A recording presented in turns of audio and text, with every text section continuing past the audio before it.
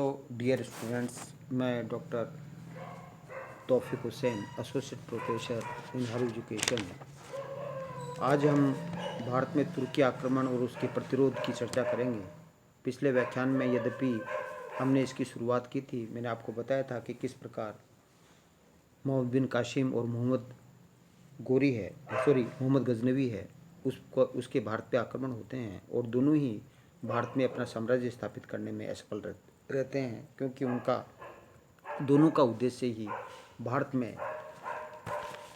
से धन लूटना था।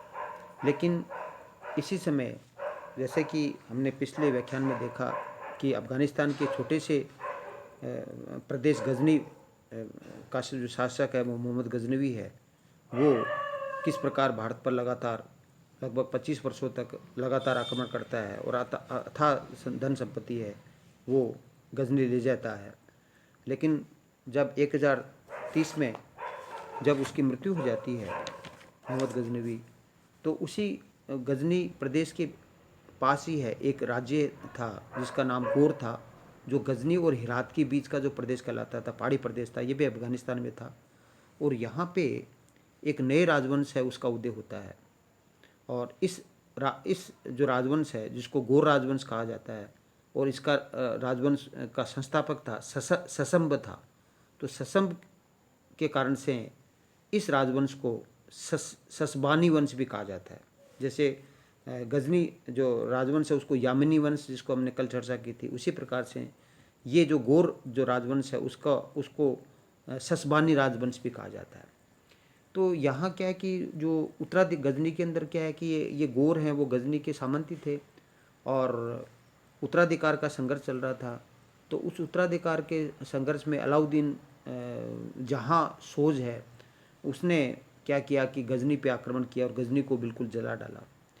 और ऐसी स्थिति में 1173 में जो गोर का जो शासक है गयासुद्दीन गोरी है, उसने गजनी पे अधिकार कर लिया और उस गजनी को तबाह कर दिया।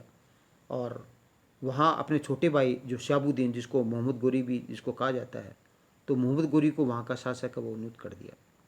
और 1203 में जब गयासुद्दीन गोरी की मृत्यु होगी, दो भाई थे, गयासुद्दीन गोरी और मोहम्मद गोरी, इनकी आपस में बड़ी अच्छी अंडरस्टैंडिंग थी।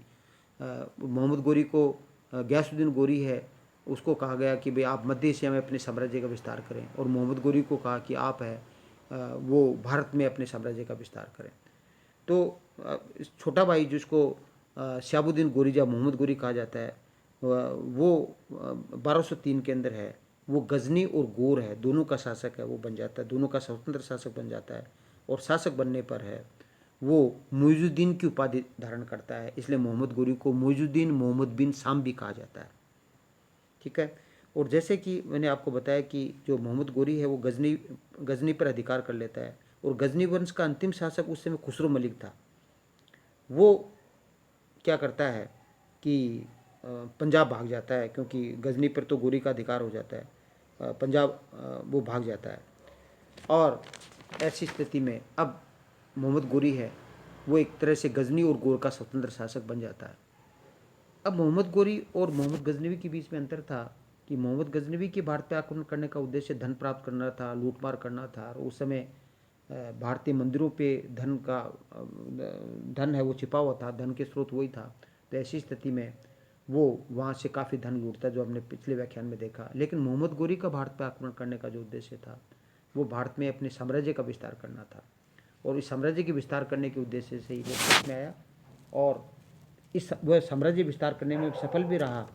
और इसके लिए वो भारत की जो राजनीतिक स्थिति थी उस समय की, जो भारत राजनीतिक रूप से संगठित नहीं था, भारत छोटे छोटे राज्यों में बटा हुआ था, और लगभग 6 प्रमुख राज्य थे, जिसमें सिंध था, मुल्तान था, पंजाब था, अजमेर था, कन्नौज था, जो बंगाल की पाल और सेन थे, गुजरात के सोलंकी थे, जजाकभूति के चंदेल थे। तो इस तरह से ये सभी राज्य थे वो आपस में विभाजित थे। इन दोनों में इन सभी राज्यों के अंदर आपस में कोऑर्डिनेशन नहीं था, और इस कोऑर्डिनेशन के अभाव, इस अनेकता में एकता का अभाव है, वही उसी ने मोहम्मद गोरी को भारत में अपने साम्राज्य विस्तार करने में सफलता दिलाई।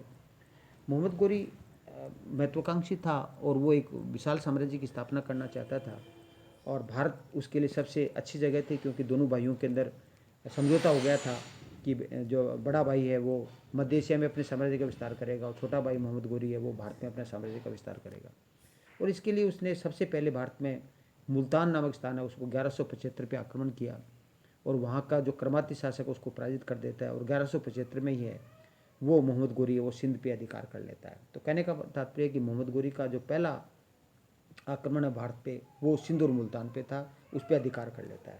इसके बाद में उसकी महत्वाकांक्षा और बढ़ती है और 1178 के अंदर है वो जो बोलन दर्रा है जिसमें भारत में प्रवेश करने के लिए वो बोलन दर्रा को उसने चुना और गुजरात का उस समय जो चालुक्य वंश का अंतिम शासक था भीमराज सेकंड, जिसको मूलराज सेकंड भी कहा जाता है, उसके साथ संघर्ष होता है।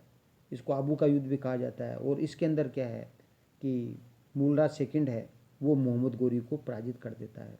मोहम्मद गोरी अल्पवेस्ट था, सॉरी, जो मूलराज सेकंड है वो वेस्ट नहीं था, अतः उसकी ओर से उसकी माँ है वो नानकी देवी लड़ती है और मोहम्मद गोरी को पराजित कर होना पड़ता है। तो कहने का तात्पर्य कि मोहम्मद गोरी का भारत में पहली जो पराजय थी वो गुजरात की थी। गुजरात की राजधानी अहिलवाड़ा थी, उस पर है वो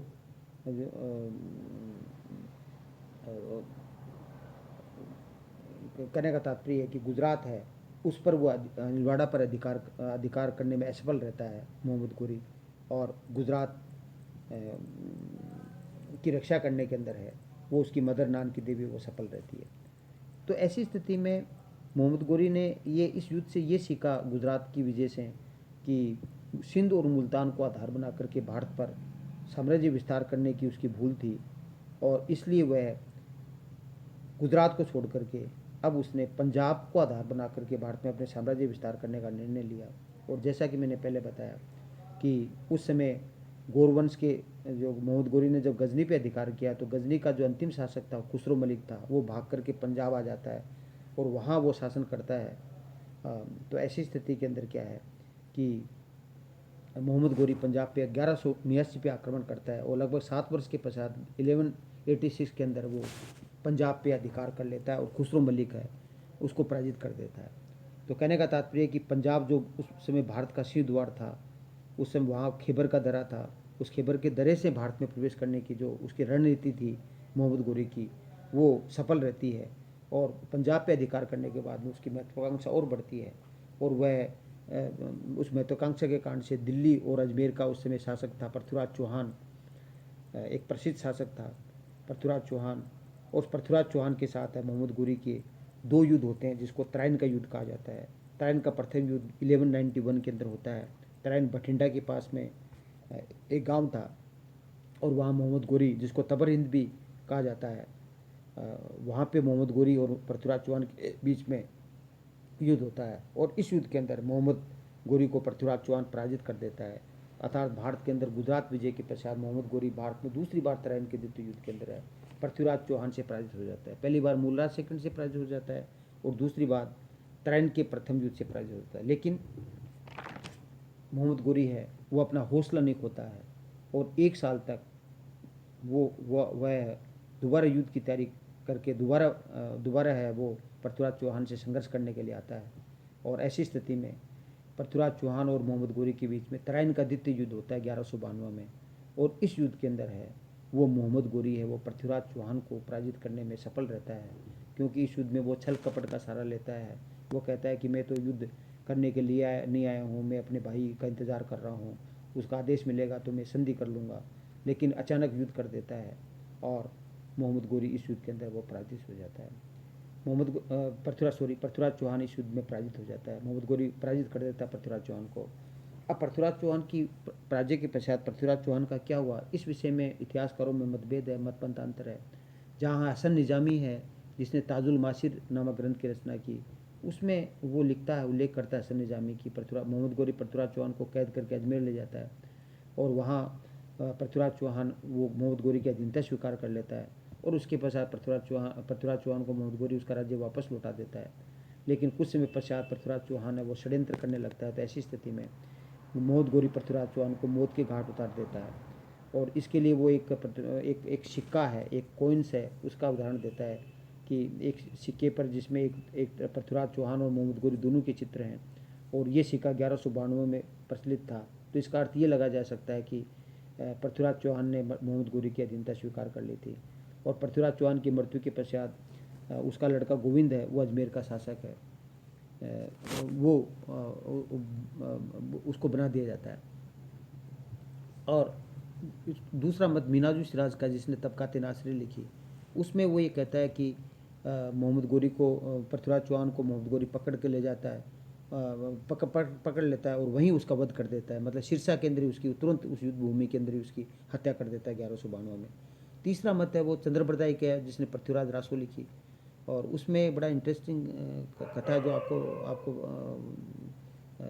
लगभग पता ही है कि गजनी मोहम्मद गोरी और पृथ्वीराज चौहान को अपने गजनी ले जाता है और वहाँ उसको अंधा कर देता है। फिर वो सदबली बाण के द्वारा गोरी को हत्या कर देता है, फिर मोहम्मद गोरी की हत्या हो जाती है। तो इस तरह से तीन अलग अलग मत हैं, हसन निजामी, मिनाजुल सिराज और चंद्रप्रदाय, पृथ्वीराज चौहान की मृत्यु के विषय में।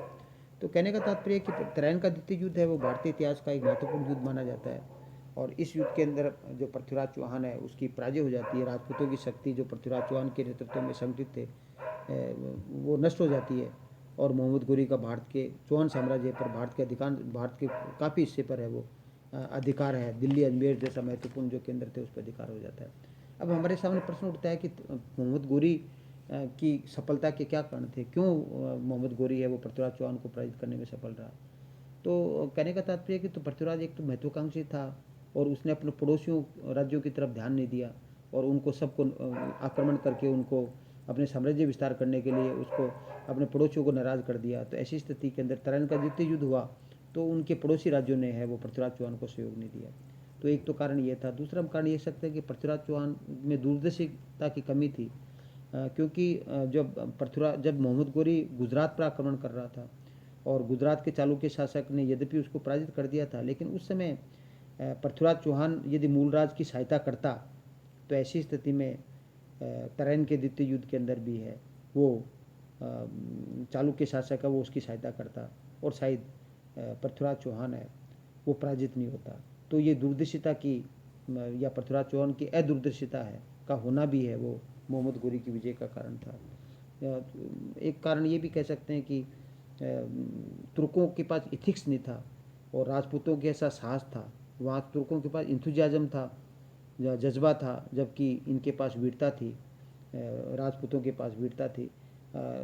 लेकिन वो छल कपट का सहारा नहीं लेते थे, इथिक्स पर चलते थे, जबकि तुर्क है उनमें इथिक्स नहीं थी। एवरीथिंग इज़ फेयर वाली कहावत है उनके लिए लागू होती थी कि युद्ध के अंदर सब कुछ जायज़ है, नैतिक अनैतिक सब कुछ जायज़ है। तो उनका अनैतिकता सबका सहारा लिया, छल कपट का सहारा लिया, जबकि राजपूतों ने, पृथ्वीराज चौहान ने इसका सहारा नहीं लिया। पृथ्वीराज चौहान की सेना के अंदर रिजर्व सेना नहीं थी, और इसके हम ये कह सकते हैं कि तराइन का जो प्रथम युद्ध हुआ उसकी विजय के पश्चात पृथ्वीराज चौहान जहाँ एक तरफ भूगुलास्तंभ में विलिप्त हो गया, भागती हुई सेना का उसने पीछा नहीं किया, क्योंकि वो अपनी शान के खिलाफ समझते थे। जबकि मोहम्मद गोरी ने 1 वर्ष तक है वो अपनी कमियों को दूर किया, अपनी सेना को नए ढंग से सुसज्जित किया। और जैसे कि मैंने आपको बताया कि जब युद्ध की तैयारी थी तो मोहम्मद गोरी ने झूठी खबर फैला दी कि जब उसका भाई आएगा तब वो चला जाएगा, वो युद्ध नहीं करेगा। लेकिन वह अचानक पृथ्वीराज चौहान है वो इस पर विश्वास कर लेता है और वो अचानक आक्रमण कर देता है। तो युद्ध के अंदर विश्वासघात का भी उसने सहारा लिया, और मोहम्मद गोरी की जो युद्ध नीति थी अर्थात वो आवश्यकता के अनुसार अपनी युद्ध की नीति को परिवर्तित कर लेता था, जबकि चौहानों के पास ऐसा नहीं था। वो अपने युद्ध को एक अखाड़ा समझते थे, वीरता प्रदर्शित करने की जगह समझते थे, युद्ध में एथिक्स का सहारा लेते थे, कोई चेंज नहीं करते थे। तो ये कुछ कारण थे जिसके कारण से पृथ्वीराज मोहम्मद गोरी है वो तराइन के द्वितीय युद्ध में है वो पृथ्वीराज चौहान को पराजित करने के अंदर है वो सफल रहता है। इसके पश्चात कन्नौज जो महत्वपूर्ण राज्य था, जहाँ पे 1194 में चंदावर का युद्ध होता है, और मोहम्मद गोरी है वो 1194 में चंदावर के युद्ध के अंदर है वो जयचंद गढ़वाल को पराजित कर देता है। और ऐसा कहा जाता है कि जयचंद की आँख के अंदर है वो तीर लगता है, जबकि इसको संयोग कहा जाता है, लेकिन क्योंकि आँख एक महत्वपूर्ण पार्ट होता है शरीर का, आँख को यदि नष्ट कर दिया तो शरीर सब कुछ अपंग हो जाता है, इसलिए वो जानबूझ करके शरीर की आँख पर निशाना लगाते थे।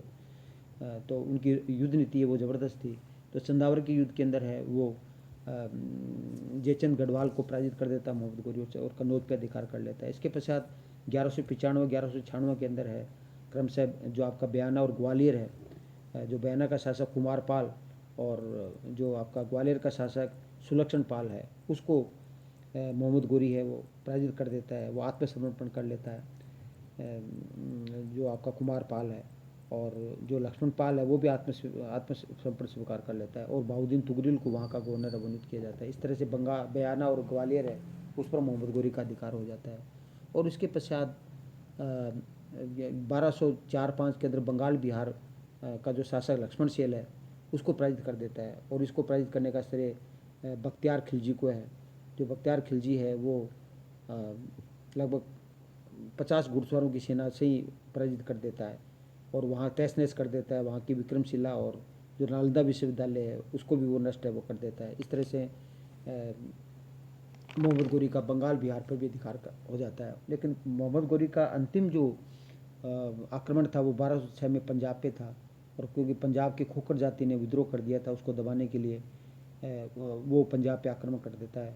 लेकिन 1206 में ही जब मोहम्मद गोरी खोखर जाति का दमन कर रहा था, तो वो शाम की नमाज़ पढ़ रहा था, तो वहीं खोखर जाति के एक विद्रोही ने 15 मार्च 1206 को है वो मोहम्मद गोरी की हत्या कर देता है। तो इस प्रकार जो गौर साम्राज्य मोहम्मद गोरी को वहाँ गजनी ले जाया गया और वहीं उसको दफनाया गया। मोहम्मद गोरी के कोई पुत्र नहीं था, इसलिए उसका जो साम्राज्य है, जो भारतीय साम्राज्य है, उसका जो भी साम्राज्य था गजनी और भारत का, उसको 3 भागों में बांट दिया जाता है।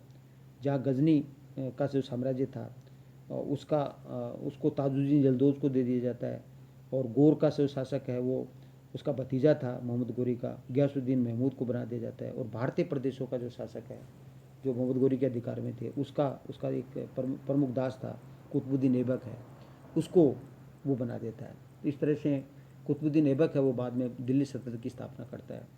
तो इस तरह से मोहम्मद गोरी के विषय में हमने देखा। कल हम कुतुबुद्दीन ऐबक के बारे में देखेंगे। Thank you. जय हिंद, जय भारत।